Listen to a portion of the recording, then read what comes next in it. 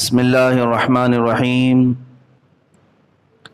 من یطیع الرسول فقد اطاع اللہ ومن تولی فما ارسلناک علیہم حفیظا صدق اللہ مولانا العظیم۔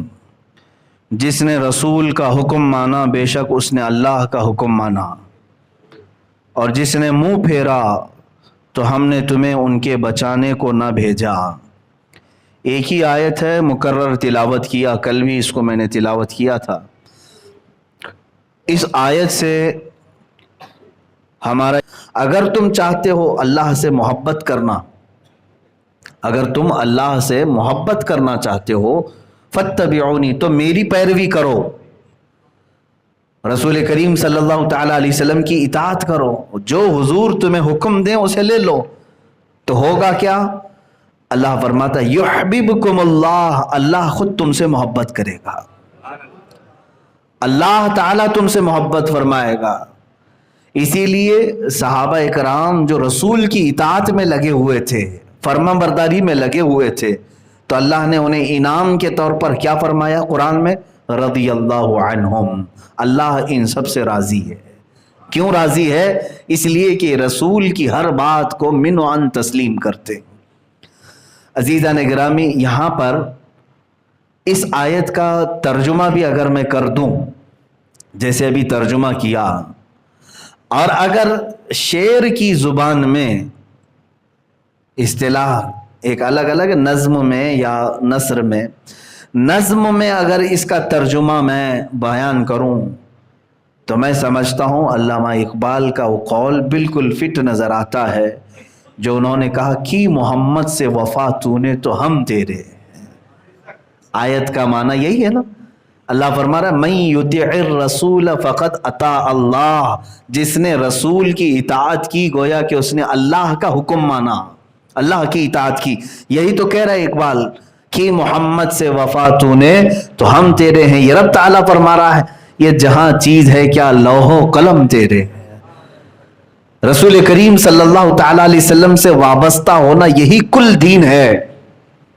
آپ مجھے کہیں سے بھی جمع تفریق ضرب کر کے لا کر کے دکھا تو دین میں کوئی بھی حصہ کہیں سے بھی تم کاٹ چھاٹ کر کے کہیں سے بھی لاؤ گے، اس کا سرا رسول پاک سے ہی مل رہا ہوگا۔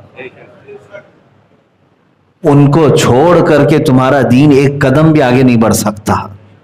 دین جو ہے رسول پاک کے بغیر ایک قدم بھی آگے نہیں بڑھ سکتا۔ دین کل رسول پاک کی ذات سے ہے اللہ کا دین، لیکن اس کی الف سے لے کر یا تک اگر کسی نے بیان کیا ہے تو رسول کی ذات نے۔ اگر حضور کی ذات مشکوک ہو گئی تو دین بھی مشکوک ہو گیا، دین میں بھی شک پیدا ہو جائے گا۔ اسی لیے میرے عزیزو، حضور پاک صلی اللہ تعالی علیہ وسلم کی ذات کے متعلق جو عقائد ہمیں رکھنا ہے وہ اتنے امپورٹنٹ ہے کہ قرآن اور ہمارا دین سب کچھ کھڑا ہے کس پر؟ حضور پاک کی ذات پر۔ اور تمام یہود و نصارہ مشرکین نے مل کر کے دین میں نقص پیدا کرنے کی کوشش نہیں کی، بلکہ حضور کی ذات میں، کہ یہاں اگر ڈیمیج کر دیں تو پورا دین کھوکھلا ہو جائے گا، دین کھوکھلا ہو جائے گا۔ اسی لیے ہر ایک نے ہمیں یہی بتایا۔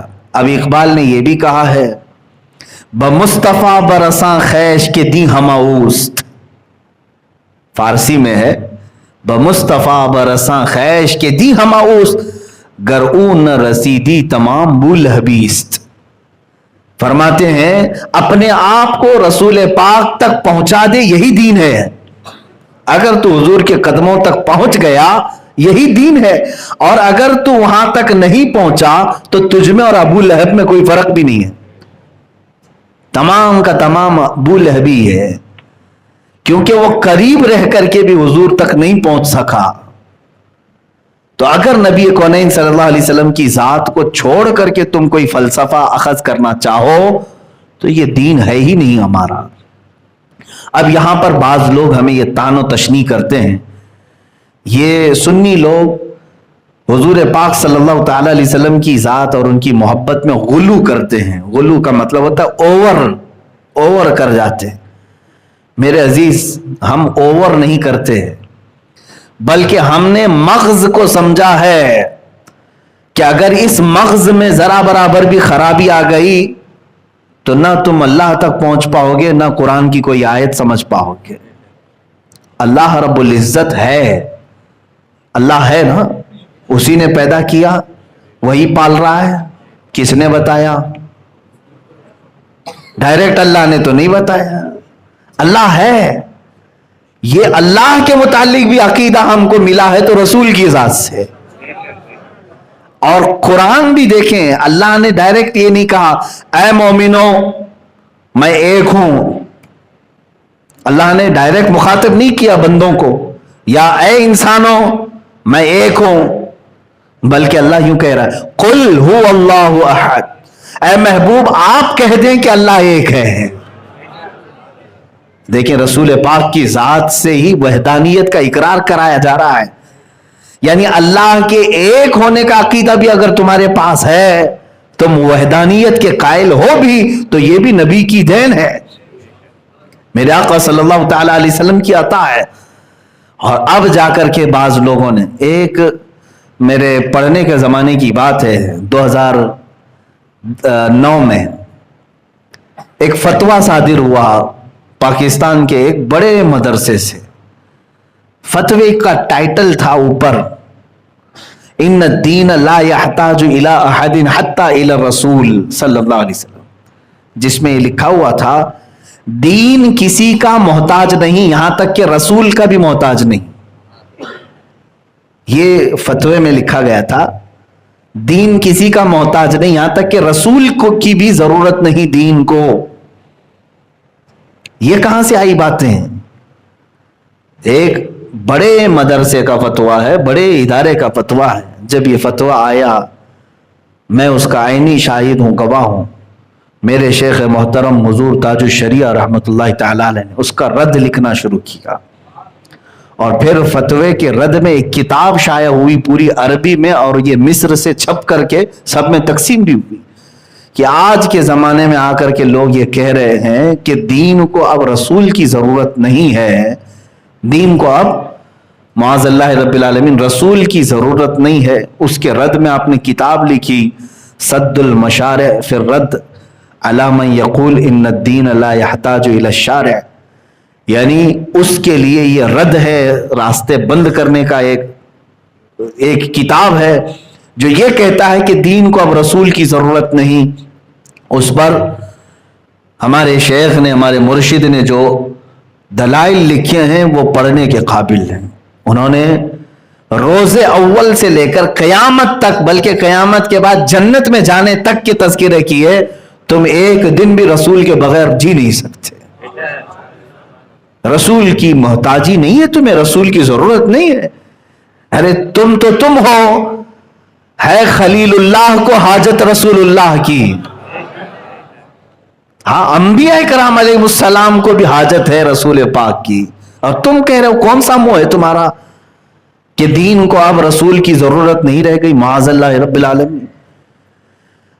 اب میں آپ کو بتاتا ہوں، چلیں تم کہاں کہاں سے نبی کو نکالو گے، تمہارا پھر ایمان بھی نہیں رہا، نہ تم دین میں ہو نہ تم اسلام میں ہو اگر نبی کی ذات کو چھوڑا۔ ارے میاں جس وقت ہم پیدا ہوئے، کان میں جب ہمیں اذان دی گئی تو جہاں اللہ کی شہادت، اللہ کی گواہی دی گئی، ساتھ میں یہ بھی کہا گیا اشہد ان محمد رسول اللہ، کیا نہیں کہا گیا تھا کان میں؟ اذان کا لفظ ہے، پیدا ہوتے ہی رسول کی گواہی تمہارے کانوں میں پڑ گئی ہے، میں گواہی دیتا ہوں کہ محمد صلی اللہ علیہ وسلم اللہ کے رسول ہیں۔ اور اس کے بعد جب تم ہوش میں آئے یا تمہاری عقل اب سلامت ہوئی، تم دین کی طرف احکام کے مکلف ہوئے، کون سا ایسا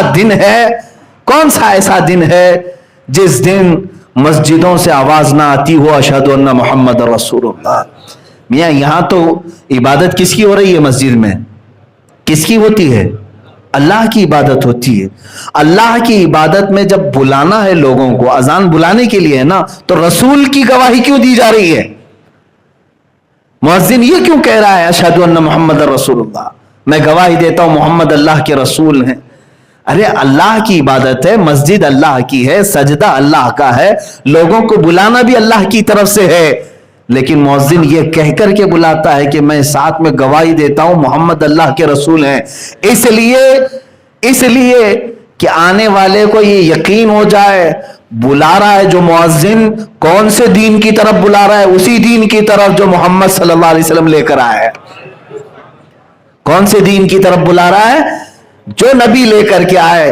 ہم نماز کے لیے آ تو رہے ہیں, مؤذن سے پوچھو کہ آپ نے اشہد ان محمد رسول اللہ کیوں کہا, تو پھر تمہیں جواب ملے گا, فقہ کی کتابوں سے, محدثین کی شرح سے یہ ملے گا, تاکہ آنے والوں کو یہ پتا چلے کہ تمہیں جو نماز پڑھانے کے لیے بلایا جا رہا ہے, نماز تو ہوگی اللہ ہی کی, عبادت تو ہوگی اللہ ہی کی. ہم نبی کا نام لے کر اس لیے بلا رہے ہیں, ہم اپنے طریقے سے نہیں پڑھوائیں گے, رسول کے طریقے سے پڑھائیں گے. جو محمد صلی اللہ تعالی علیہ وسلم طریقہ بتا کر گئے ہیں اسی طریقے پر نماز ہوگی. اس لیے ہماری مسجدوں میں کبھی نبی کے نام سے کوئی وقت خالی رہا ہی نہیں. تم کہاں کہاں سے نکالو, تم جمع تفریق کر کے الگ الگ ہر چیز کو لے کر کے آؤ, میں آپ کو بتاؤں گا یہاں نبی کے بغیر تمہارا دین انکمپلیٹ ہے. انکمپلیٹ کیا, شروع ہی نہیں ہوتا. اب مجھے شریعت کا ایک مسئلہ بتائیں. آپ سے میں گزارش کروں گا, یہ بڑی ذمہ داری کی بات ہے. لا الہ الا اللہ یہ کلمہ ہے نا, اللہ کے سوا کوئی معبود نہیں. اگر آپ نے اتنا کہا تو یہ اتنا کلمہ جو ہے شیطان بھی اقرار کرتا ہے. شیطان ابلیس لعین, اس نے بھی اس چیز کا اقرار کیا ہے, اللہ کے سوا کوئی معبود نہیں. شروع میں تو اس کا یہ بھی عقیدہ تھا. بات اس کی کہاں سے نکلی؟ آدم علیہ السلام سے, نبی سے اختلاف ہوا تو کلمے میں اسی لیے جوڑا گیا, جب تک تم محمد الرسول اللہ نہیں کہو گے پورے مسلمان ہو ہی نہیں سکتے.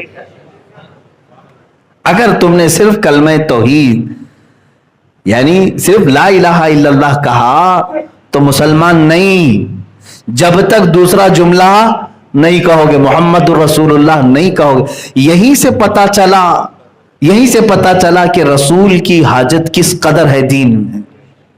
اسی لیے میرے عزیزو, اللہ کے نبی نے یوں ہی نہیں فرمایا لا یؤمن احدکم حتی اکون احب الیہ من والدہ وولدہ والناس اجمعین. حضور نے فرمایا تم میں سے اس وقت تک کوئی مومن نہیں ہو سکتا جب تک کہ وہ مجھ سے اپنے والدین, اپنی اولاد اور تمام انسانوں سے زیادہ محبت نہ کرے. اپنی جان سے زیادہ محبت جب تک نہیں کرو گے حضور سے, کامل مومن نہیں بن پاؤ, کامل مومن نہیں ہے. اسی لیے اقبال نے کہا بمصطفیٰ برساں خیش کے دی ہماؤس, اپنے آپ کو رسول تک پہنچا دو, یہی اصل دین ہے, یہی اصل دین ہے. انہیں جانا انہیں مانا, نہ رکھا غیر سے کام, للہ الحمد میں دنیا سے مسلمان گیا. ایک اعلیٰ حضرت بریلوی کا یہ شعر ہے, فرماتے ہیں جو مسلمان یہ عقیدہ رکھ لیا پھر کہ گلی گلی تباہ ٹھوکریں سب کی کھائی کیوں, دل کو جو عقل دے خدا تیری گلی سے جائے کیوں. پھر سمجھ لو وہ ایمان کی مٹھاس کو پہنچ گیا, رسول کریم صلی اللہ تعالی علیہ وسلم کی ذات تک پہنچ گیا. اب میرے عزیزوں میں آتا ہوں تفسیر کی طرف. اس آیت میں اللہ تعالیٰ جب یہ فرما رہا ہے جس نے رسول کی اطاعت کی, گویا کہ اس نے اللہ کی اطاعت کی. رسول کا حکم مانا تو گویا کہ اللہ کا حکم مانا. رسول آئے ہی ہیں بندوں کو رب سے ملانے کے لیے, وہ جو کہیں اسے مان لو اور جس چیز سے وہ منع کرے اس سے رک جاؤ. نبی صلی اللہ تعالی علیہ وسلم کی بات کو ہلکے میں لینا میرے عزیزوں بڑی تباہیاں آ جائیں گی, بڑے عذابات آ جائیں گے. رسول پاک صلی اللہ تعالی علیہ وسلم کی بات کو اگر کسی نے ہلکے میں لیا تو اللہ نے اس پر عتاب نازل کر دیا. عتاب قرآن پاک میں اسی لیے تو اللہ تعالیٰ نے جو احکامات بیان کیے, نبی کے آداب تو دیکھو قرآن میں, سورہ حجرات میں رب تعالیٰ فرماتا ہے اے ایمان والو نبی کی آواز پر اپنی آوازیں بلند مت کرو. جب رسول پاک کے دربار میں ہو خاموش, आवाज तक बुलंद मत करना। यहां तक कि एक सहाबी कान से कम सुनते थे, वो जोर से बोलते थे, उनके मुतालिक ये आयत नाजिल हुई और अल्लाह ने फरमाया तुम्हारे सारे आमाल खत्म हो जाएंगे, तुम्हें पता भी नहीं चलेगा। अन तहबत आमालुकुम व अंतुम ला तशऊरून। फिर अल्लाह ने यहां तक बयान फरमाया अगर कोई मेरे नबी के हुजरे के पास आए, कमरे के पास, और हुजूर अंदर हैं, तो तुम्हें क्या करना चाहिए? बुलाना चाहिए, पुकारना चाहिए। अल्लाह फरमाता है इन्नल्लज़ीना युनादूनका मिन वराइल हुजुराति अक्सरुहुम ला याक़िलून। जो लोग नबी के हुजरे के बाहर खड़े होकर के नबी को आवाज देते हैं वो बेअकल लोग हैं। अल्लाह फरमाता बेअकल हैं उनमें से अक्सर। क्या करें फिर? अल्लाह फरमाता वलो अन्नहुम सबरू हत्ता तखरुज इलैहिम। उन्हें चाहिए कि वो सब्र से खड़े रहें, मेरा नबी खुद बाहर आ जाएगा, रसूल खुद आ जाएंगे। तो उन्हें नाम लेकर पुकारने तक की अल्लाह ने मुमानियत फरमा दी। बेअदबी है ये, बेअदबी है। अब अंदाजा करो कि कुरान ने इतना अदब मेरे नबी का सिखाया है, इतना अदब सिखाया है। ये जात जब तक तुम अपनी जिंदगी में हुजूर की जात को इंपॉर्टेंट नहीं समझोगे उस वक्त तक तुम्हें ईमानी हलावत शीरीनी मिलेगी भी नहीं, ईमानी जो लज्जत है वो नहीं मिल पाएगी। और कुरान में जो दावा है कि तुम घबराओ मत, परेशान मत हो, तुम सबसे ज्यादा बुलंद रहोगे, अल्लाह ने ये वादा किया है तुम कामयाब रहोगे। लेकिन शर्त क्या रखी? इन कुंतुम मुमिनीन, अगर तुम सच्चे गुलाम नबी बन जाओ, ईमान वाले हो जाओ। ईमान वही है कि जब तक नबी से अपनी जान से ज्यादा मोहब्बत नहीं करेगा कामिल मोमिन नहीं होगा। अब हालात हमारे ऐसे ही हैं, हमने छोटी छोटी चीजों के लिए तो जिद पकड़ ली है, अपने कामों के लिए तो हम मर मिटने को भी तैयार हैं। नहीं देखा कितने सुसाइड हुए, कितने आत्महत्या हुए। एक लड़की की मोहब्बत में कोई लड़का फांसी लगा लिया, कभी लड़के की मोहब्बत में लड़की जहर खाकर मर गई। मजाजी इश्क और मोहब्बत में तुम तो जानें खत्म कर रहे हो, एक दूसरे के कत्ल पर भी आमादा हैं लोग। अगर किसी ने किसी की मां को गाली दी तो आपे से बाहर हुआ, उसके घर को तबाह कर दिया। किसी की जात पर कीचड़ उछाला तो उसने बदले और भावनाओं में, इंतकामी जज्बे में क्या से क्या कर दिया। लेकिन ये ईमान कहाँ गया जब तुम्हारे सामने नबी कौनैन सल्लल्लाहु अलैहि वसल्लम की बेहुरमती हो रही हो, उन्हें गालियां दी जा रही हो, उनकी शान में तौहीन की जा रही हो। उस वक्त तुम्हारे सरों पर जूं तक नहीं रेंगती, कानों में जूं तक नहीं रेंगती, तो फिर इसका मतलब है कि तुमने अभी तक हुजूर से मोहब्बत का वो दर्जा हासिल ही नहीं किया। हमें तो होना ही चाहिए कि घुट घुट करके रोएं कि मैं किस जमाने में जी रहा हूं जहां मेरे नबी की शान में बेहुरमतियां हो रही हैं और मैं खामोश जमीन पर चल रहा हूं। मैंने एक बात इससे कबल बताई थी अजीजा ने गिरामी, हजरत साद इब्न रबी रज़ियल्लाहु ताला अन्हु जंग उहद में एक जवान सहाबी हुजूर की नामूस पर ऐसे मैदान उहद में आए थे कि उनके गोश्त के टुकड़े निकल गए थे, लेकिन पीछे हटने को तैयार नहीं, अल्लाह के नबी सल्लल्लाहु ताला अलैहि वसल्लम की इज्जत पर पहरा देने के लिए। और उसके बाद हुआ ये कि जंग के इख्तिताम के वक्त हुजूर पाक सल्लल्लाहु अलैहि वसल्लम ने सहाबा से कहा, देखो साद कहां है? ढूंढा गया, हजरत साद जो है 7 लाशों के नीचे दबे हुए थे, लेकिन सांसें चल रही थी। सहाबा पुकारते हुए मैदान में घूम रहे थे, तो उन्होंने कहा, साद ने, क्या सहाबा मैं यहां हूं, नीचे हूं। लाशें हटाई गई तो उनका जिस्म तो पूरा छलनी छलनी हो चुका था, गोश्त निकल चुका है जगह जगह से जख्मों की, और अभी सांसें चल रही। उस वक्त जानते हैं उन्होंने क्या कहा? जो सहाबा उन्हें उठाने आए थे, कहा, अल्लाह के नबी तुम्हें याद कर रहे हैं।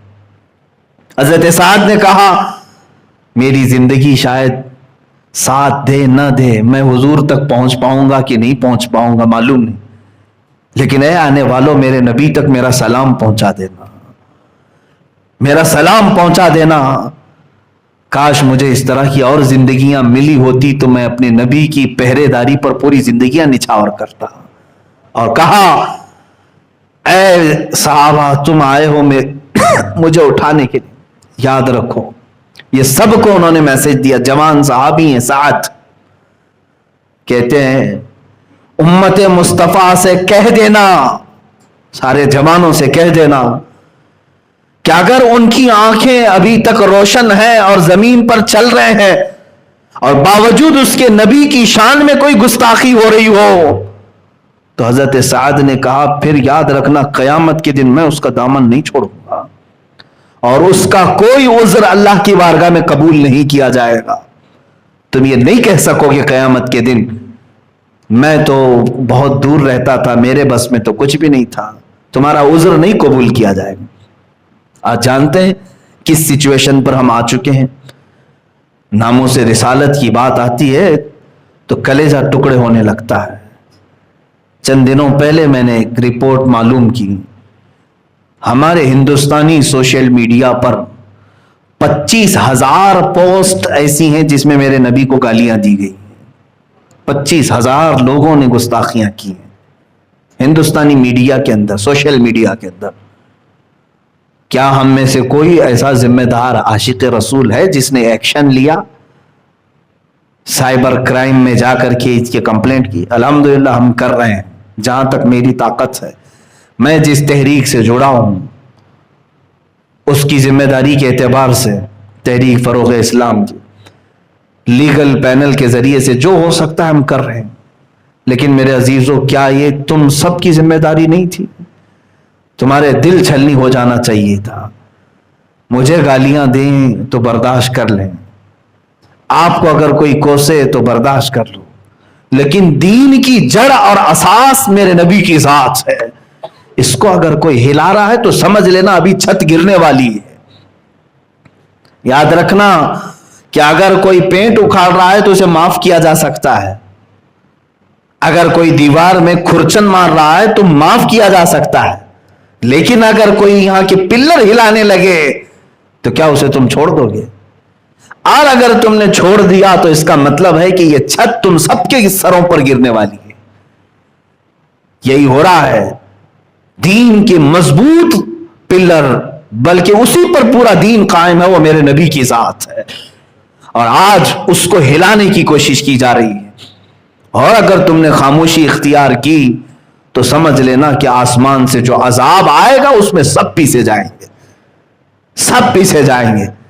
امام مالک رحمۃ اللہ تعالی علیہ نے بہت پہلے یہ فرمایا، جب نبی کی شان میں توہین ہو اور امت خاموش رہے تو انہوں نے فرمایا کہ امت کے لیے صرف میں اتنا کہہ سکتا ہوں کہ اب اسے زمین میں جینے کا کوئی حق نہیں، زمین پھٹ جائے اور سب اندر چلے جائے.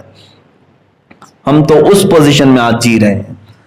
عزیزان گرامی وقار، حضور اکرم صلی اللہ تعالی علیہ وسلم کی ذات ہی ہمارے لیے کل اثاثہ ہے. ہماری زندگی کا نصب العین یہی ہو کہ اگر نبی کونین صلی اللہ تعالی علیہ وسلم راضی ہوئے تو اللہ بھی راضی ہے، اور اگر وہ ناراض ہیں کسی سے تو ایک بات طے سمجھ لینا، پھر اللہ رب العزت اس کی بخشش ہرگز نہیں کرے گا، اس کی بخشش ہرگز نہیں کرے.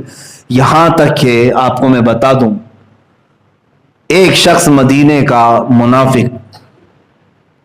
منافق تھا، دل میں حضور کا بغض رکھتا تھا، عداوت رکھتا، مر گیا. یہ وہ زمانہ ہے جب ابھی منافقین کی نماز جنازہ پڑھنے کی ممانعت نہیں آئی تھی، ابھی منع نہیں تھا. رسول کریم صلی اللہ تعالی علیہ وسلم خود جنازے میں گئے، نماز پڑھایا، اپنے ہاتھوں سے قبر میں اتارا اور اس کے بعد دفن بھی کیا. جانتے ہیں اللہ نے آیت نازل فرمائی، اے رسول آپ اس کے لیے 70 بار بھی مغفرت کی دعا کریں تو اللہ اسے نہیں معاف کرے گا، اس لیے کہ دل میں آپ کی دشمنی رکھتا تھا. استغفر لهم او لا تستغفر لهم ان تستغفر لهم 70 مرہ فلن یغفر اللہ لهم. اللہ فرماتا آپ ان کی مغفرت کی دعا کریں یا نہ کریں، اور رسول اگر آپ 70 بار بھی ان کے لیے مغفرت کی دعا کریں اللہ انہیں نہیں معاف کرے گا، اس لیے کہ آپ کی دشمنی پالے ہوئے تھے. اور اس کے بعد سے اللہ نے حکم فرما دیا، وَلَا تُصَلِّ عَلَىٰ أَحَدٍ مِّنْهُمْ مَاتَ أَبَدًا وَلَا تَقُمْ عَلَىٰ قَبْرِهِ.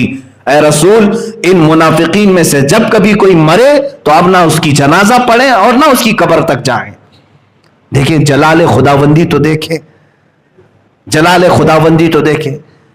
اللہ تبارک و تعالی اپنے حقوق تو معاف کرتا ہے, جو اس کے حقوق تلف کیا, شراب پیا ہے, زنا کیا ہے, چوری کیا ہے, جوا کھیلا ہے, بہت سارے گناہ کیا ہے, لیکن رب تعالیٰ فرماتا ہے میں فضل کرنے پر آؤں تو سب کو معاف کر دوں, بڑے بڑے گنہگاروں کو معاف کروں, لیکن گستاخ رسول کے متعلق نہ, اللہ فرماتا ہے نہیں, اسے معاف نہیں کیا جائے گا, اسے معاف نہیں کیا جائے گا. اسی لیے اسلامی حکومت میں بھی گستاخ رسول کی صرف ایک ہی سزا ہے, اس کا سر جدا کر دیا جائے, قتل. اسلامی حکومت میں یہ سزا ہے, اسی لیے کہ وہ پلر ہلا رہا ہے. نبی کی شان میں اگر کسی نے کہا, آپ کو یہ میں بتا دوں کہ اگر کوئی پاگل بھی کہہ دے تو اسے بھی مارا جائے گا. دوسرے اوقات میں آپ کو مسئلے کی نوعیت بتا دوں, کسی کا دماغ سلامت نہیں ہے, اگر اول فول بکتا ہے, اللہ رب العزت کی بارگاہ میں کچھ بھی کہہ رہا ہے, تو بسا اوقات ایسا کہا جائے گا کہ وہ عقل سے پیدل ہے, اس کی عقل نہیں, اس پر احکام نہیں ہے, چھوڑ دیا جائے گا. لیکن اگر پاگل بھی نبی کی شان میں کچھ کہے گا تو اسے نہیں چھوڑا جائے گا, اتنا سخت حکم ہے. اس لیے کہ یہ بنیاد ہے, یہ بنیاد ہے رسول پاک کی ذات, سارا دین یہی سے ہے. اسے تم ہلانے کی کوشش کرو گے سب ہل جائے گا, سب ہل جائے گا. میاں تم کہاں کہاں چھٹکارا حاصل کرو گے, یہاں صبح سے لے کر شام عشاء تک تمہیں نبی کی ذات کو سننا ہی پڑے گا. نمازوں پہ بلا رہا ہے مؤذن تو ان کے نام کا تذکرہ آئے گا ضرور, بلکہ کوئی نماز ایسی نہیں ہے جس میں نبی پر درود نہ بھیجا گیا ہو. کون سی نماز ہے مجھے بتا دیں, کوئی نماز ہے؟ آپ اتحیات پڑھیں گے تو اس میں کہیں گے السلام علیکم ایھا النبی. ہاں بچ جاتی ہے بغیر اتحیات والی ایک نماز, نماز جنازہ. لیکن نماز جنازہ میں بھی پہلی تکبیر میں ثنا, دوسری تکبیر میں اس نماز کو بھی نہیں چھوڑا گیا, نبی کے بغیر کوئی نماز بھی نہیں. اور امام شافعی رحمۃ اللہ تعالی علیہ تو فرماتے ہیں جس نماز میں رسول پاک پر درود نہیں بھیجا گیا ان کے نزدیک تو نماز ہوگی ہی نہیں. فقہ حنفی میں اگر درود ابراہیمی نہیں پڑھا, درود ابراہیمی نہیں پڑھا تو نماز تو ہو جائے گی, مکروہ تحریمی نماز تو ہو جائے گی, لیکن شافعی مذہب میں ہوگی ہی نہیں نماز, باطل ہے اس کی نماز. اور پھر آپ کو میں یہ بتا دوں, اگر کوئی شافعی ہیں, میں اس کا اہتمام کرتا ہوں اپنی اس مسجد میں الحمدللہ, ان کے مسائل ہیں, میں اگرچہ حنفی امام ہوں, اگر میرے پیچھے کوئی شافعی مقتدی ہے, اقتدا کر رہا ہے, تو اس کے لیے باریک مسئلہ ہے. کیونکہ اکثر آپ حنفی اماموں کو دیکھیں گے جمعہ کا خطبہ دے رہے ہیں, پورا خطبہ جو گزرتا ہے, پورا خطبہ جو خطبہ رضویہ ہم پڑھتے ہیں, اس میں حضور پاک صلی اللہ تعالی علیہ وسلم پر درود بھیجنا تو ہے ہی, ہم بھی درود بھیجتے ہیں, خطبہ رضویہ میں بھی درود بھیجتے ہیں. ایک مفتی صاحب نے مجھے اس سوال کے طور پر کہا تھا, اس کے بعد سے میں اس کا اہتمام کرتا ہوں. جب دوسرا خطبہ ہم پڑھتے ہیں جمعہ کا, اس میں ہم یہ کہتے ہیں الحمدللہ نحمدہ ونستعینہ ونستغفرہ ونؤمن بہ ونتوکل علیہ ونعوذ باللہ من شرور انفسنا ومن سیئات اعمالنا من یہدہ اللہ فلا مضل لہ ومن یضللہ فلا ہادی لہ ونشہد ان لا الہ الا اللہ وحدہ لا شریک لہ ونشہد ان سیدنا محمدا عبدہ ورسولہ. یہاں تک یہ حمد اور خطبہ ہو گیا دوسرے خطبے کے شروع میں. اس کے بعد ہم درود پڑھتے ہیں, وصلی اللہ تعالی علیہ وعلی آلہ واصحابہ اجمعین وبارک وسلم ابدا. یہ درود ہے. توجہ چاہتا ہوں, اتنا اگر درود پڑھ کر کے کوئی امام حنفی خطبہ پڑھ لیا تو شافعی آدمی کی نماز جمعہ نہیں ہوگی اس کی. اس کے لیے خطبے میں شرط ہے، شافعی میں، فقہ شافعی میں، جب درود پڑھے تو نبی کا نام لے کر کے پڑھے، صلی اللہ تعالی علی سیدنا محمد وعلی آلہ واصحابہ اجمعین وبارک وسلم ابدا۔ نام اگر اس طرح پڑھا صلی اللہ تعالی علیہ وعلی آلہ وصحبہ وسلم، درود تو یہ بھی ہے، ان پر درود ہو، ہم نے حضور کی طرف اشارہ کیا، درود تو یہ بھی ہے، ہمارے حنفی فقہ میں خطبے میں اتنا درود پڑھا جاتا ہے، لیکن شافعی مذہب میں باریکی یہ ہے کہ اگر لفظ محمد نہیں کہا تو ان کے ہاں خطبہ ہی کمپلیٹ نہیں ہوا۔ آپ اندازہ کریں حضور پاک صلی اللہ تعالی علیہ وسلم کی ذات اور نام کا اہتمام کس قدر ہے، اگر خطبے میں نہ آئے تو خطبہ کمپلیٹ نہیں، جمعہ ہی نہیں ہوا پھر۔ اور الحمدللہ میں اس کا اہتمام کرتا ہوں، خطبے میں جب بھی درود پڑھتے ہیں تو حضور کے نام کے ساتھ میں پڑھتا ہوں، اس لیے کہ نام کے ساتھ پڑھیں تو میری بھی نماز ہوگی، شافعی کی بھی نماز ہو جائے، حنفی کی بھی ہو جائے، شافعی کی بھی ہو جائے۔ عزیزان گرامی وقار، حضور اکرم صلی اللہ تعالی علیہ وسلم کی ذات پاک نہ جمعہ سے تم خارج کر پاؤ گے، نہ جنازے کی نماز سے نکال پاؤ گے، نہ اپنی 5 وقتہ نمازوں سے نکال پاؤ گے، پھر بات کہاں چلتی ہے؟ چلو مر گئے، قبر میں جانے کے بعد منکر نکیر وہاں بھی نہیں چھوڑ رہے ہیں۔ آخری سوال اس سے یہی کہہ رہے، ما کنت تقول فی حق ھذا الرجل، یہی سوال میں اکثر پھنس بھی جائیں گے۔ 2 سوال تو کامن ہے، من ربک ما دینک، تیرا رب کون ہے، تیرا دین کیا ہے؟ وہ اکثر لوگ بول دیں گے میرا رب اللہ ہے، میرا دین اسلام ہے۔ حضور کی طرف دکھا کر کے پھر منکر نکیر پوچھیں گے ان کے بارے میں تو کیا کہتا تھا؟ تو جو کہتا ہے دین کو رسول کی حاجت نہیں ہے، وہ کیا کہہ دے گا قبر میں نہیں جانتا ان کو؟ تب پھر قیامت تک پڑیں گے کوڑے تمہارے اوپر۔ کہنا پڑے گا کہ یہ محمد اللہ کے رسول ہیں، تمہیں قبر میں بھی چھٹی نہیں ہے نبی کی ذات سے۔ بلکہ ہم تو الحمدللہ اہل سنت و جماعت تو ہمارا عقیدہ تو یہ ہے کہ ہم مرتے ہی ہیں حضور کو دیکھنے کے لیے، حضور پاک صلی اللہ تعالی علیہ وسلم کی بارگاہ میں پہنچنا ہے، اس لیے موت بھی ہے ہمارے لیے۔ ایک عاشق رسول شاعر نے یہی کہا ہے، منکر نکیر جب قبر میں اٹھائیں گے اور پوچھیں گے کون ہے یہ تیرے، تب وہ شاعر کہہ رہا ہے اب تو پائے ناز سے اے فرشتوں کیوں اٹھوں، مر کے پہنچا ہوں یہاں اس دلربا کے واسطے۔ پوری زندگی تڑپتا رہا ان کو دیکھنے کے لیے، زیارت نہیں ہوئی، دیدار نہیں ہوا، مر گیا ہوں، اب آ کر پہنچا ہوں، اب ان کے قدموں سے نہ اٹھاؤ مجھے۔ اللہ اکبر۔ میرے عزیزو، ایک سنی صحیح العقیدہ مسلمان کا جو عقیدہ ہے الحمدللہ وہ عشق رسول کے ارد گرد گھوم رہا ہے۔ جو یہ کہے نبی کی حاجت نہیں، اس سے تم اپنا دامن نکال لو، تم دور ہو جاؤ۔ اسی لیے بہت سادہ سا ہے اصول دوستی اپنا، جو ان سے بیگانہ ہو وہ اپنا ہو نہیں سکتا۔ یہ سمجھ کر کے چلے، یہ اصول پر چلیں۔ بہت سادہ سا ہے اصول دوستی اپنا۔ ہم دوست کس کو بناتے ہیں؟ بہت سادہ سا ہے اصول دوستی اپنا، جو ان سے بیگانہ ہو وہ اپنا ہو نہیں سکتا، جو ان سے بیگانہ ہو وہ اپنا ہو نہیں سکتا۔ یہی اصول بنا کر کے چلو۔ جس کا نبی کے متعلق ذرا برابر شک کا عقیدہ ہے اس سے میرا کوئی تعلق نہیں، چاہے وہ میرا سگا بھائی ہو، میرا باپ ہو، یا میرا بیٹا ہو، یا میرا بھائی ہو، جو ان سے ناآشنا ہو وہ اپنا ہو نہیں سکتا۔ یہی صحابہ اکرام کا عقیدہ بھی رہا ہے۔ سیدنا ابوبکر صدیق رضی اللہ تعالیٰ عنہ کے متعلق تو دیکھیں، ان کے بیٹے جنگ بدر میں سامنے سے آئے تھے، کافروں کی طرف سے، ایمان لائے نہیں تھے۔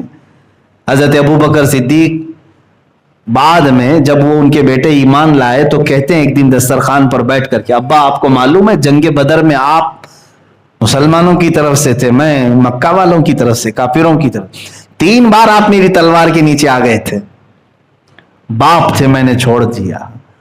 حضرت ابو بکر صدیق کہتے ہیں اگر تو ایک بار بھی میری تلوار کے نیچے آتا تو مار ڈالتا، میں یہ نہیں دیکھتا کہ میرا بیٹا آیا ہے بلکہ دشمن رسول سمجھ کر مارتا۔ یہ ایمان تھا صدیق اکبر کا۔ دی ہما اوست، سارا دین رسول کی ذات ہے، ان سے جو بیگانہ ہو وہ اپنا ہو نہیں سکتا۔ اس اصول کو لے کر چلو میرے عزیزو، آج کی زمانے میں ضرورت ہے اپنے بچوں کو عشق رسول اتنا سکھاؤ۔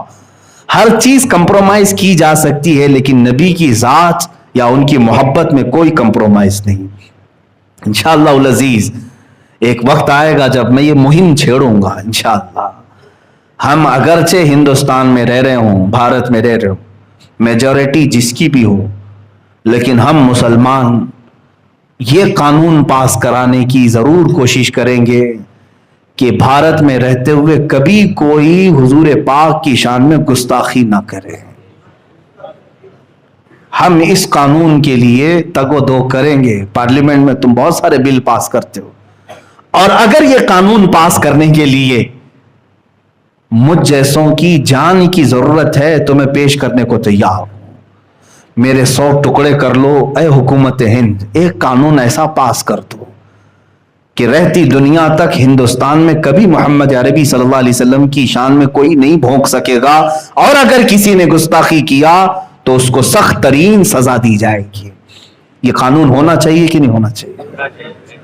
میرے عزیزو، کیا اسلام کبھی دوسرے دیوی دیوتاؤں کے مذاق اور ان کے بھگوانوں کا مذاق اڑانے کی اس طرح کی مجلسیں منعقد کرتا ہے؟ کبھی آپ نے سنا؟ ہاں، ہم اپنے حق کو بیان کرتے رہیں گے۔ تمہیں جس مذہب سے سروکار ہے اسی مذہب سے تعلق رکھو۔ ہم نے ان تمام چیزوں کو کبھی انٹرٹین نہیں کیا دوسرے مذاہب۔ مجھے بتاؤ، بدلے میں حضور کی ذات پر جب جب حملہ ہوا، حضور کی ذات پر جب جب حملہ ہوا، مجھے بتاؤ کیا کبھی بدلے میں ہم نے عیسائیوں کے نبی عیسیٰ علیہ السلام کی کردار کشی کی؟ کبھی توہین کیا عیسیٰ علیہ السلام؟ ارے ہم وہاں پر بھی سمجھتے ہیں کہ اگر توہین کرے تو یہاں سے بھی ہم نکل جائیں گے پھر ایمان۔ جتنا تم نہیں مانتے اس سے کئی درجے ہم عیسیٰ علیہ السلام کو مانتے ہیں۔ یہودیوں نے اگر حضور کے کارٹون بنائے تو کیا ہم نے بدلے میں ان کے نبی موسیٰ علیہ السلام کے کارٹون بنانے کی اجازت دی؟ کبھی کیا ہم؟ ہندو اگر بھونکنے لگا، کوئی بھی ایسا آتنکی ہندو جو نبی کی ذات پر، میرے رسول اکرم صلی اللہ علیہ وسلم کی ذات پر مغلظات بکنے لگا، تو کیا ہم بدلے میں کبھی رام کرشن یا وشنو فلاں فلاں اتنے جو ہیں ان کی کردار کشی کی؟ ان کو ننگا کر کے دکھایا؟ کبھی ہم نے ان کو گالیاں دی؟ میرے عزیزو، اسلام ہے ہی نہیں، بلکہ اسلام یہ کہتا ہے لا تسبوا الذین یدعون من دون اللہ۔ اللہ نے یہاں تک فرمایا تم ان لوگوں کو گالی ہی مت دو جو اللہ کو نہیں مانتے، گالی مت دو۔ کیا ہوگا؟ فَيَسُبُّ اللَّهَ عَدْوًا بِغَيْرِ عِلْمٍ، اس لیے کہ پھر وہ پلٹ کر کے تمہارے اللہ کو گالیاں دینے لگیں گے۔ ہم تو شروع کرتے ہی نہیں، کہیں پر شروع کرتے ہی نہیں۔ ہاں، ایک بات یاد رکھ لیں، جواب ہم کسی کی گستاخی کا، اگر تم نے میرے نبی کی شان میں گستاخی کی تو بدلے میں ہم تمہارے کسی دیوی دیوتا کی گستاخی کر کے بدلہ نہیں لیں گے۔ ہمارے انتقام لینے کا طریقہ کچھ اور ہے، وہ انشاءاللہ العزیز وقت بتائے گا، وہ وقت بتائے گا۔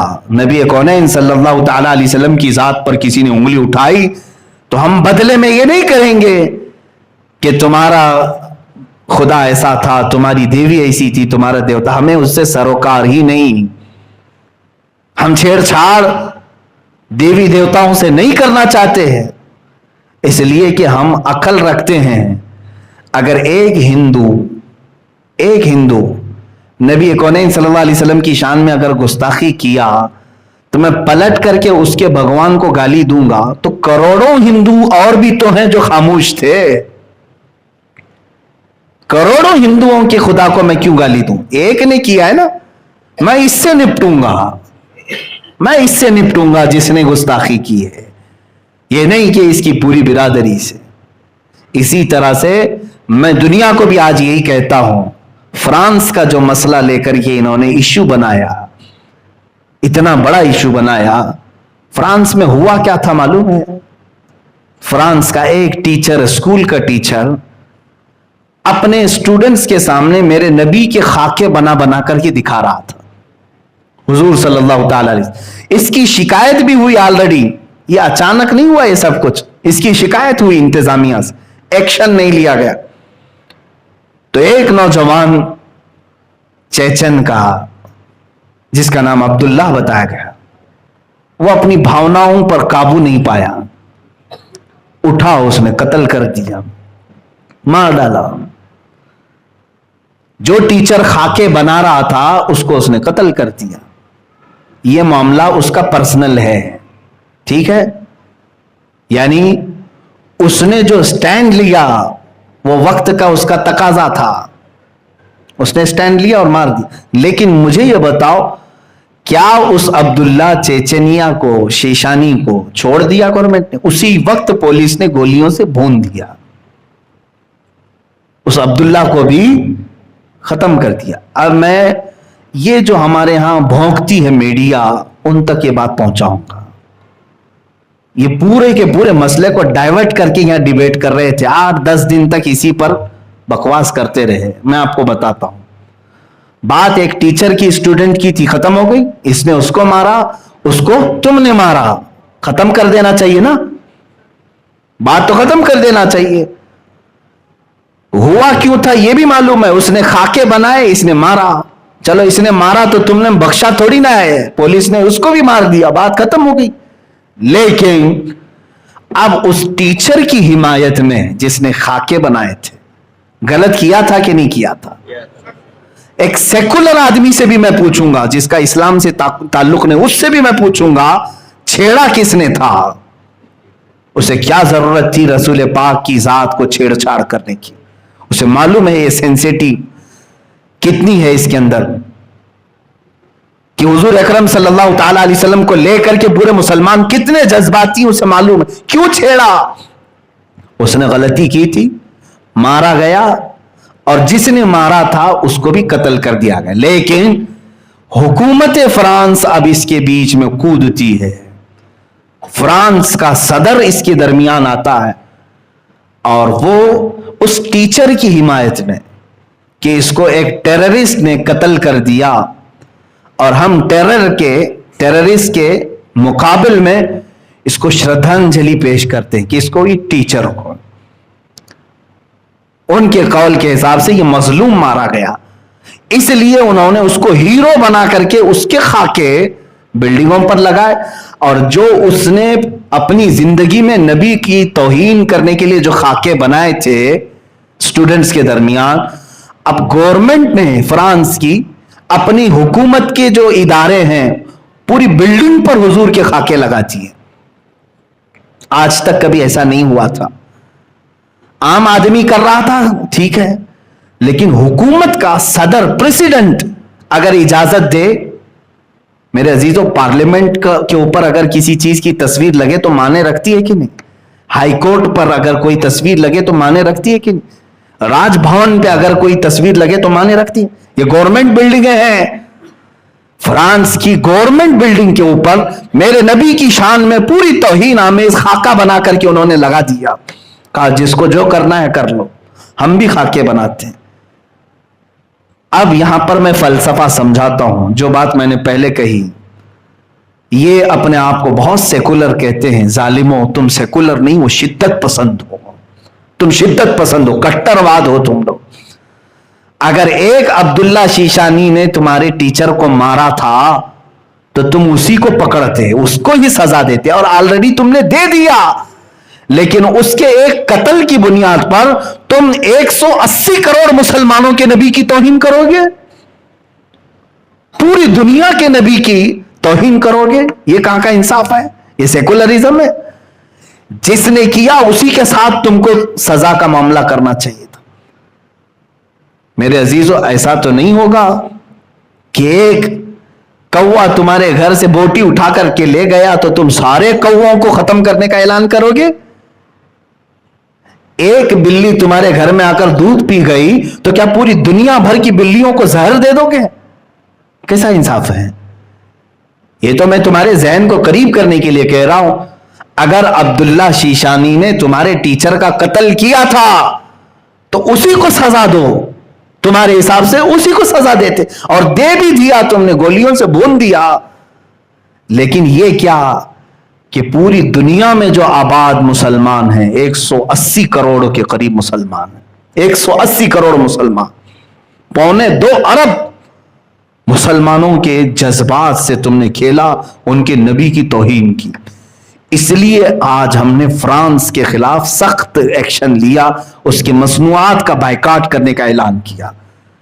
لیکن حیرت کی بات ہے, جب یہاں ہندوستان میں پروٹیسٹ ہونے لگے اس کے خلاف, اس کی مصنوعات کے بائیکاٹ, ان کے پروڈکٹس کے بائیکاٹ کرنے لگے, تو اس میں بیچ میں ہماری میڈیا کود گئی. اور پھر حیرت کی بات یہ ہے کہ ہمارے پرائم منسٹر کی طرف سے ٹویٹ ہوا کہ ہم فرانس کے ساتھ کھڑے ہیں. یہ ہماری آج زندگی ہے میرے. ایک بات سمجھ کر کے چلو, تمہیں کیا ضرورت تھی اس میں کودنے کی؟ اگر انڈیا کا کوئی پرائم منسٹر ہو, کچھ بھی ہو, یہ جب ایشو پوری دنیا کے مسلمانوں کا آ گیا, اور ہندوستان میں خود 25 کروڑ مسلمان ہیں, تمہیں ان کی بھی بھاوناؤں کا خیال کرنا چاہیے تھا. تم اگرچہ ہمارا ساتھ نہ دیتے, کم از کم اس میں خاموشی تو اختیار کر لیتے. نہیں, لیکن حکومت وقت پر بیٹھا ہوا درندہ یہ بتانے کی کوشش کر رہا ہے کہ میں اپنے دیش میں رہنے والے مسلمانوں کا حامی نہیں ہوں, ان کا دشمن ہوں. یہ بتانے کی کوشش کیا انہوں نے. اب ایسے حالات میں مجھے بتاؤ, میں جب باتیں کرتا ہوں تو لوگوں کو ایسا لگتا ہے کہ یہ بہت سخت باتیں ہیں, تم ابھی بھی اس کو سخت کہو گے؟ چند دنوں کے بعد یہ بولنے والے بھی تمہارے مجمع میں نہیں رہیں گے, اس لیے کہ حکومت نے آج اتنا دبا دیا ہے, اتنا سخت کر دیا ہے. خود میرے اوپر جگہ جگہ سے انہوں نے کیس ڈالے ہیں, الگ الگ طریقے سے گھیرنے کی کوششیں کی ہیں. یہ مت سمجھنا میں جب تک آپ کے سامنے ہوں, آزاد ہوں, میں اپنے نبی کی عظمت پر پہرا دیتا رہوں گا. جو کچھ بھی مجھ سے بن سکے میں کرنے کی کوشش کرتا رہوں گا. عزیزان گرامی وقار, مجھے میرا انجام معلوم ہے. ظاہر سی بات ہے میں آگ سے کھیل رہا ہوں. 8 دن پہلے ایک مولانا صاحب نے مجھ سے کہا, آپ کی تقریریں ہم سن رہے ہیں لیکن آپ آگ سے کھیل رہے ہیں, اپنی زندگی کی فکر کرو. تمہیں ایسے کیس میں اندر ڈال دیا جائے گا کہ تمہاری ضمانت بھی نہیں ہوگی. مجھے ایک مولانا صاحب نے کہا, میں نے جواباً یہی کہا, اس طرح بھیڑیے اور کتے کی طرح آزاد جینے سے بہتر ہے کہ میں جیل کے اندر بیٹھ جاؤں تاکہ میں کل قیامت کے دن نبی کو منہ تو دکھا سکوں. اگر رسول کریم صلی اللہ تعالی علیہ وسلم نے سوال کر لیا, جب تیرے ملک میں اور جہاں تو رہ رہا تھا مجھے گالیاں دی جا رہی تھی اور تو اپنے ٹھاٹ باٹ اور شان کے ساتھ گھوم رہا تھا, ہم میں سے کسی کے پاس جواب نہیں ہوگا, بلکہ میں تو اس فکر میں رہتا ہوں کہ پتہ نہیں قبر میں رکھنے کے بعد اگر حضور تشریف لائیں تو ہم چہرہ ملا پائیں گے کہ نہیں ملا پائیں گے. کہیں میرے آقا یہ سوال نہ کر لیں, تو اسی ملک سے آ رہا ہے جہاں میرے اوپر فلم بنائی جا رہی تھی. اسی ملک میں ہم, جس ہندوستان میں ہم ہیں, اسی ملک میں میرے نبی کی شان میں توہین آمیز فلم بنانے کا اعلان ہوا. اس کا ٹریلر یوٹیوب پہ ڈال بھی دیا گیا, رنگیلا رسول. کیا یہ ہم سب کو نہیں معلوم؟ میرے نبی کو رنگیلا کہہ کر کے فلم بنانے کا اعلان تک کر دیا گیا. 25 کروڑ مسلمان, ان میں بہتوں کے لیڈر بھی ہیں, بہت سارے سیاست میں بھی ہیں, لیکن ان کو کفار و مشرکین کی گود میں بیٹھنے کے علاوہ کوئی کام نہیں ہے.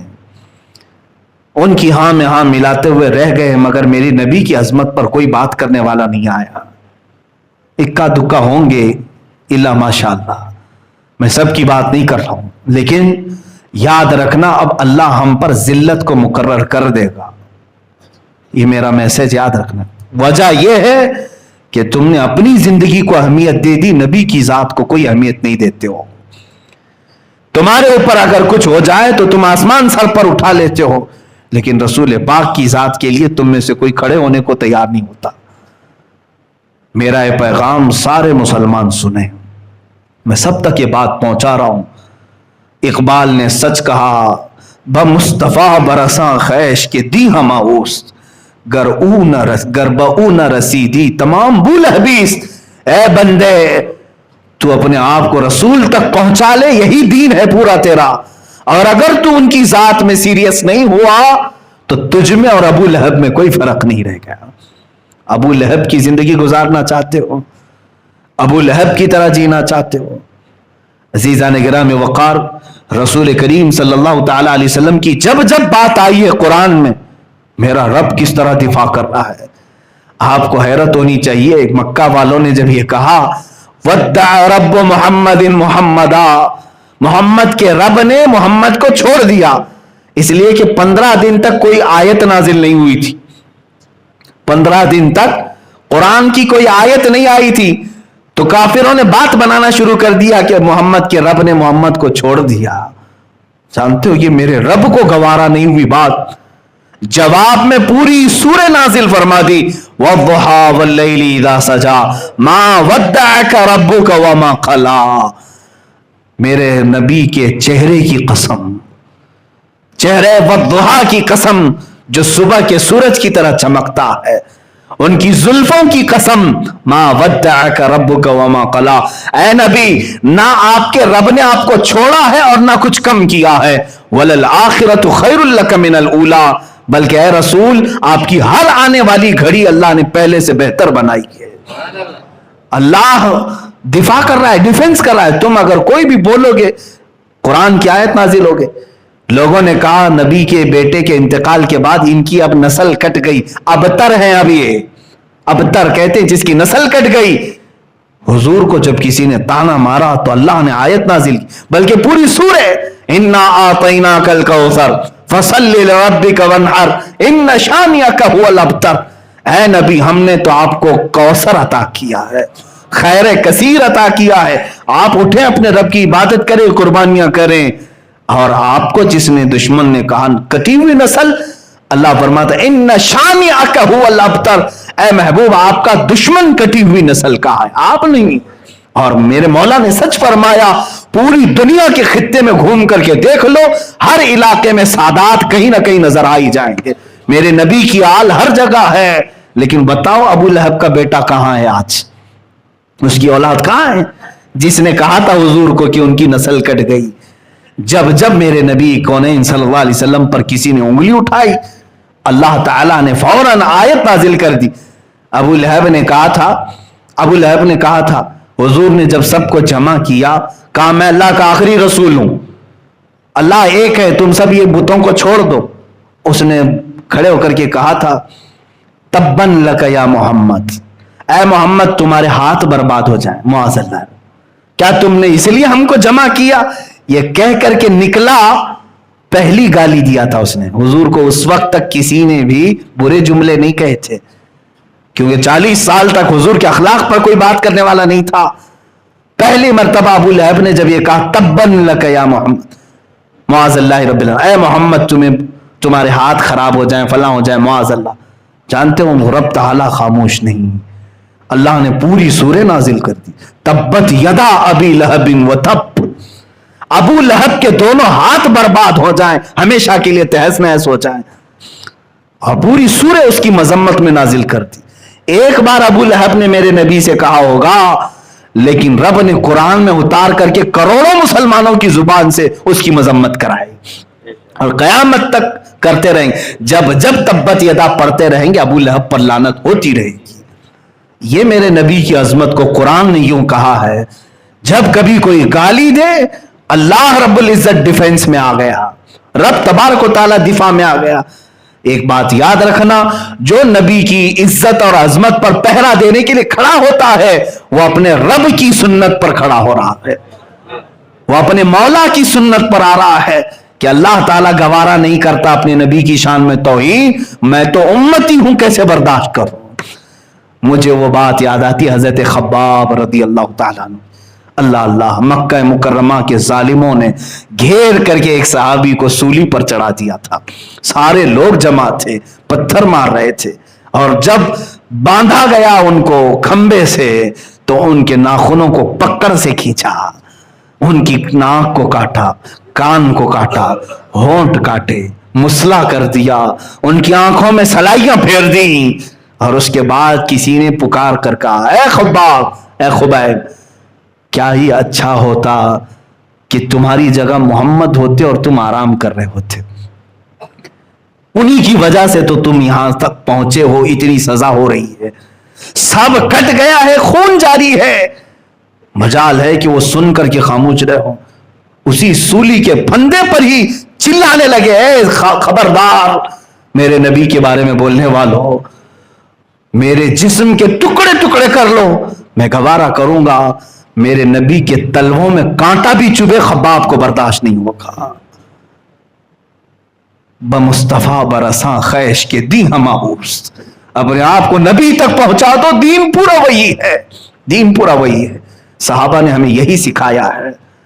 آج تم اپنے لیے جی رہے ہو، اپنے مفاد کے لیے، اپنے مقاصد کے لیے، اپنے مطالب کے لیے، ہم اسی کے تو رہ گئے۔ اسی لیے میرے مرشد نے کہا تھا بلحوث سن سیم و زر کی بندگی اچھی نہیں۔ بلحوث کہتے ہیں خواہشات کا پجاری، بلحوث سن سیم و زر کی بندگی اچھی نہیں، ان کے در کی بھیک اچھی، سروری اچھی نہیں۔ ان کے در کی بھیک لے لو یہ چلے گا، سروری اچھی نہیں۔ بادشاہ بننے میں تمہیں کیا رہ جائے گا، یہ تاج اچھالے جائیں گے۔ ایک بار نبی کی غلامی میں آ کر کے دیکھو، قیامت تک تمہیں امر کر دیا جائے گا، زندہ رکھ دیا جائے گا۔ لوگوں کے دلوں میں مولا تعالیٰ تمہاری ایسی عظمت بٹھاتا ہے کہ تم پھر یادوں میں کبھی نہیں مرو گے۔ ایک بار ان کے ہو کر کے تو دیکھو، اپنے آپ کے لیے جینا، سیلفش ہو کر کے جینا اس کو چھوڑو۔ ابھی ابھی ماضی میں ہم نے دیکھا پاکستان کی سرزمین پر ایک عاشق رسول کا جنازہ، امیر المجاہدین قبلہ خادم حسین رضوی رحمۃ اللہ علیہ، 8 دن ہوئے ہوں گے، 8-10 دن، پچھلے جمعہ انتقال ہوا۔ ایک ایسے عالم دین، بڑی سادی زندگی گزارنے والا، صرف 54 سال کی عمر، حافظ قرآن اور ایک مسجد کے امام، بس اس کے علاوہ ان کا کچھ بھی بڑا سٹیٹس نہیں تھا۔ ایک مدرسے کے مدرس تھے، پڑھاتے تھے، پڑھاتے ہوئے اس کے بعد ہوا یہ کہ مسجد کی نوکری بھی چھوٹ گئی۔ لوگ کہاں چھوڑتے ہیں، اماموں کے پیچھے تو پڑ ہی جاتے ہیں، کہتے تو ہیں نماز میں پیچھے اس امام کی، نماز پھیرنے کے بعد میں جا کر کے پوری زندگی کے پیچھے پڑ جاتے ہیں، اکثر اماموں کے ساتھ ہے۔ علامہ خادم حسین رضوی رحمۃ اللہ تعالی علیہ کے ساتھ بھی یہی ہوا، وہ مسجد ان کی چھوٹی ہی، اور اپنے گھر رہے، مدرسہ پڑھاتے رہے۔ جب آپ نے اپنے ملک میں دیکھا کہ نبی کونین کی ذات کو لے کر کے ہلکا پن ہو رہا ہے، پاکستان میں ایک قانون پاس کیا گیا تھا کہ جو گستاخی کرے گا رسول پاک کی، اس کی سزا موت ہے۔ وہاں پر توہین رسالت قانون ہے۔ اس قانون کو بدلنے کے لیے کچھ لوگ پارلیمنٹ میں آ گئے تھے، یہ قادیانی تھے، مرزائی تھے، ان کے خلاف انہوں نے محاذ چھیڑ دیا۔ اب یہ خاموش نہیں بیٹھے، باہر نکل آئے۔ جانتے ہیں دونوں ٹانگیں ٹوٹ گئی تھیں، ویل چیئر پر تھے، ایک ایکسیڈنٹ میں حادثہ ہوا، ویل چیئر پر رہے، چیئر اٹھا کر کے لایا جاتا تھا، ہزاروں کے مجمع سے جب خطاب کرتے رسول پاک کی حدیث بیان کرنا اور صحابہ کا عشق رسول بتانا، اس کے علاوہ میں نے کچھ اور نہیں سنا۔ اور جو سختی کرتے تھے وہ گستاخان رسول کے خلاف کرتے تھے، جو توہین رسالت کا مرتکب ہو اسے کسی صورت وہ معاف نہیں کرتے تھے۔ سخت ایکشن لیے، دھرنا دے کر بیٹھ گئے باہر آ کر کے کہ ہمارے مطالبے مانو۔ کس بات کے لیے؟ ہم نے دھرنے بہت سارے دیکھے، بہت سارے دھرنے، پارلیمنٹ کے بل پاس کرانے کے لیے، بل کو ریجیکٹ کرانے کے لیے، کسانوں کے آندولن، عورتوں کے معاملات، لیکن وہ ایک عاشق رسول ایسا تھا جو لاکھوں کے مجمع کو لے کر کھلے میدان میں اور سڑکوں پر بیٹھا تھا، صرف اس لیے کہ میرے نبی کی عظمت پر کوئی بات نہ کرے۔ इसके लिए वो कई कई दिन तक धरने दी। हुकूमत वक्त ने एक्शन लिया, कई महीने जेल में डाल दिया माजूर आलिम दीन को। किस बुनियाद पर? इश्क रसूल की बातें कर रहा था। इस्लामी कंट्री बनाम इस्लामी कंट्री थी, सब लिबरल हो गए थे, सेकुलर हो गए। एक आशिक रसूल उठा और लोगों के दिलों को गरमा दिया। इनकी पूरी एक्टिविटी अगर आप देखेंगे तो सिर्फ 5 साल के अंदर ये आए भी और चले भी गए। 5 साल में जो जोश और वलवला पैदा किया, बल्कि पूरी एक तहरीक बना दी लब्बैक या रसूल अल्लाह के नाम से। आज पूरी दुनिया में कहीं नारा अगर लग रहा हो, सुने लब्बैक या रसूल अल्लाह, तो उसी माजूर आशिक रसूल का दिया हुआ है। पैर से माजूर व्हील चेयर पर बैठ करके पुकारता था लब्बैक या रसूल अल्लाह, ऐ अल्लाह के रसूल हम हाजिर हैं अपनी जानें लेकर के आपके लिए। उनके गुलामों पर, उनके शागिर्दों पर पुलिस ने शेल बरसाए, आंसू गैस के गोले दागे, और एक नहीं 50 लोगों की जानें गई धरने में।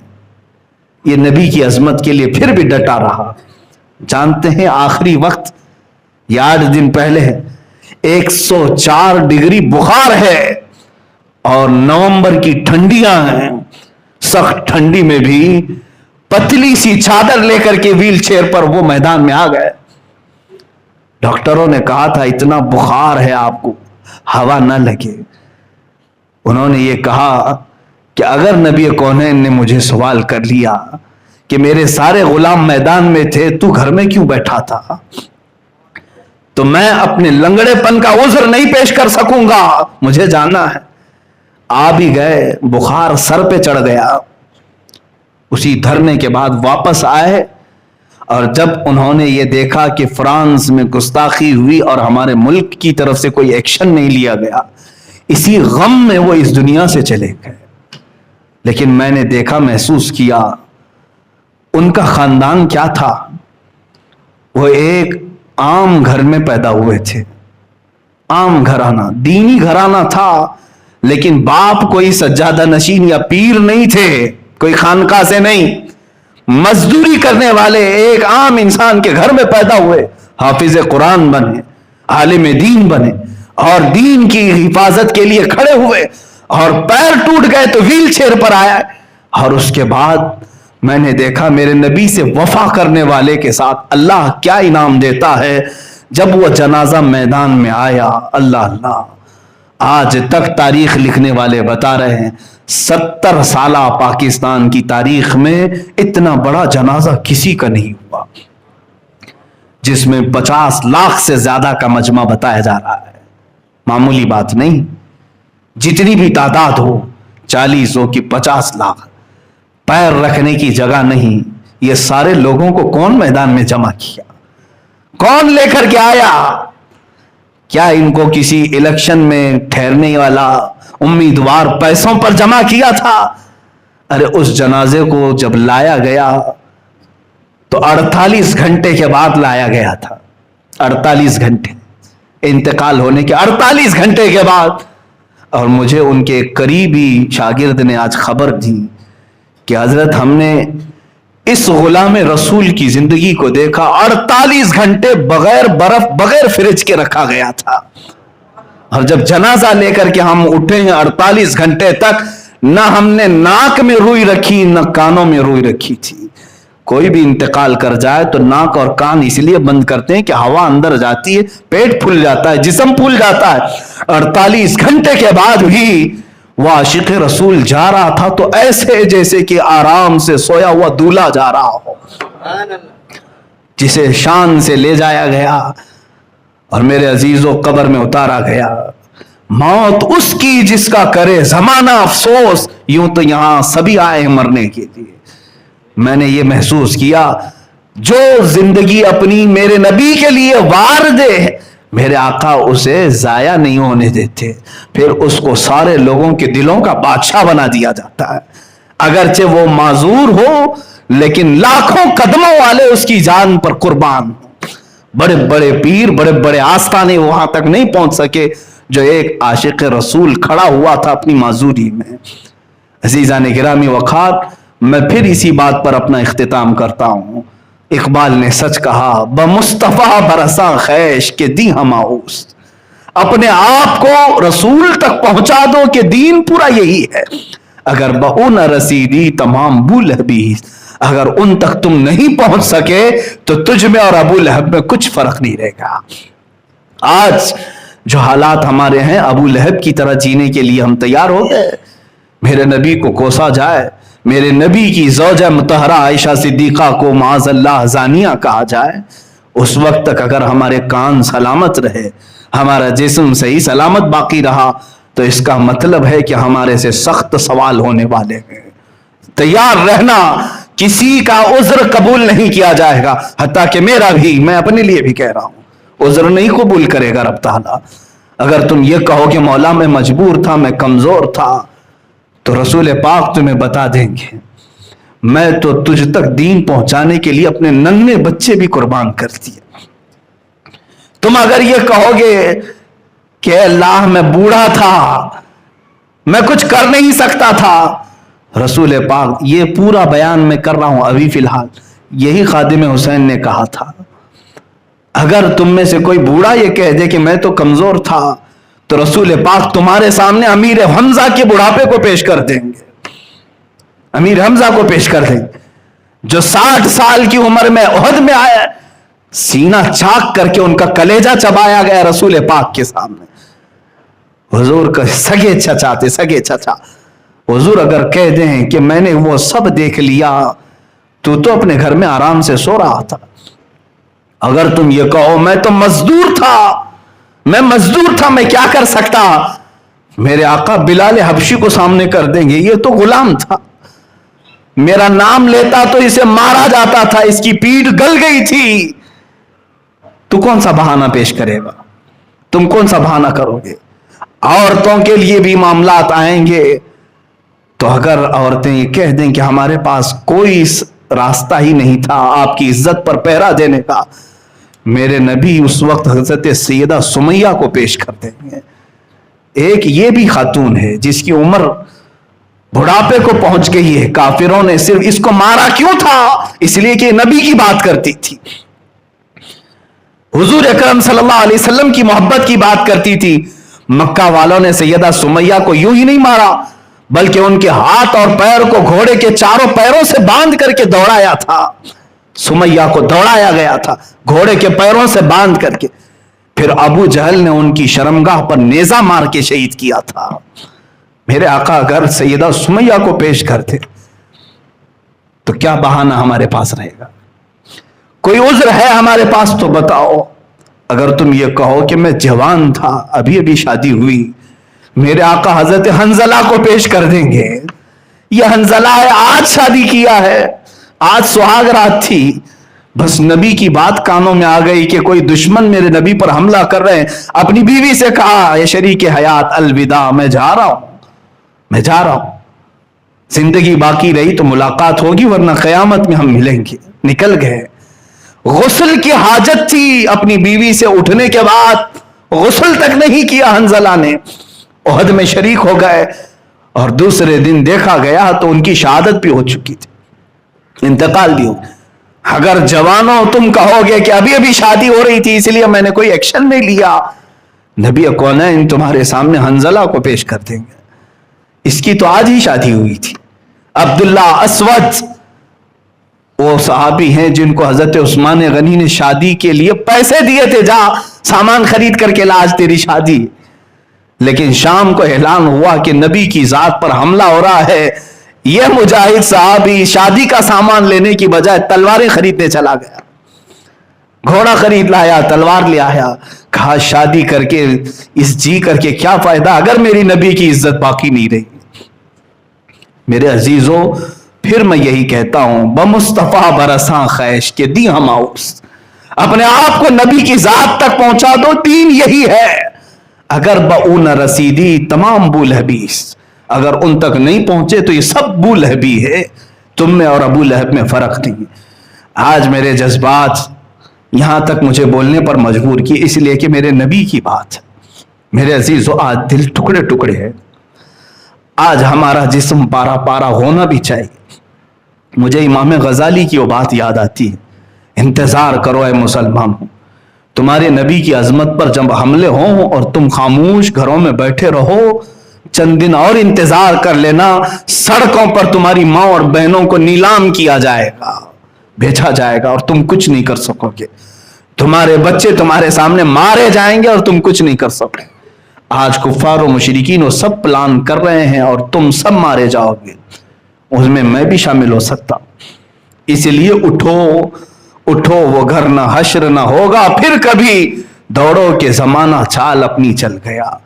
मेरे अजीज, आप अपने बच्चों से वफा की उम्मीद रखते हैं, बच्चों से बार बार ये कहते हैं बेटा मैंने तुझे बड़ी मेहनत से पाला है, रात को जाग करके तेरी बीमारियों में मैंने तीमारदारी की है, खून पसीने की कमाई एक कर दिया, तब तुम अपने बेटों से वफा की उम्मीद रखते हो। क्या रसूल अपनी उम्मत से वफा की उम्मीद नहीं रख सकते? वो रसूल जो रात रात भर रोते रहे हों, अपनी उम्मत से वफा की उम्मीद नहीं रखेंगे? और अगर उनकी उम्मत उनसे बेवफाई करे तो उन्हें कितना ठेस पहुंचता होगा, कितनी तकलीफ होती होगी। इसलिए बदलो अपने आप को, हम नबी के लिए हैं और नबी के लिए जी रहे हैं और उठाए भी जाएंगे नबी के लिए ही। इसीलिए मेरे मुर्शिद ने आखिरी जमाने में ये अपनी नात में हमें मैसेज दिया था, जिंदगी ये नहीं किसी की किसी के लिए, जिंदगी है नबी की नबी के लिए, ना समझ मरते हैं जिंदगी के लिए, जीना मरना है सब कुछ नबी के लिए। मेरे आका सल्लल्लाहु ताला अलैहि वसल्लम के लिए जियो, उन्हीं के लिए रहो, फिर देखो तुम्हारी इज्जतें अल्लाह इतनी बढ़ाएगा कि जिस दिन हमारा जनाजा उठेगा उस दिन ये कहा जाएगा, अर्श पर धूमें मची कि मोमिन सालेह मिला, फर्श पर मातम उठा के तय्यब व ताहिर गया, हर जमीन का टुकड़ा तुम्हारे गम में रोएगा, आशिक रसूल जा रहा है, फरिश्ते तुम्हारे इस्तकबाल में खड़े होंगे कि एक बड़ी जात वाला आ रहा है, बड़ी हैसियत वाला आ रहा है। इसलिए कि जब एक आशिक रसूल दुनिया से जा रहा होता है, मेरे आका अपने सहाबा के साथ उसका इस्तकबाल करते हैं। इससे बेहतर और जिंदगी चाहिए? नबी जिसका इंतजार करें अपने सहाबा के साथ, उससे बेहतर हमारे लिए कोई जिंदगी नहीं। उन्हें जाना, उन्हें माना, न रखा गैर से काम, लिल्लाहिल हम्द मैं दुनिया से मुसलमान गया, आज ले उनकी पना, आज मदद मांग उनसे, फिर न मानेंगे कयामत में अगर मान गया। व आखिर दावाना अनिल हम्दुलिल्लाहि रब्बिल आलमीन।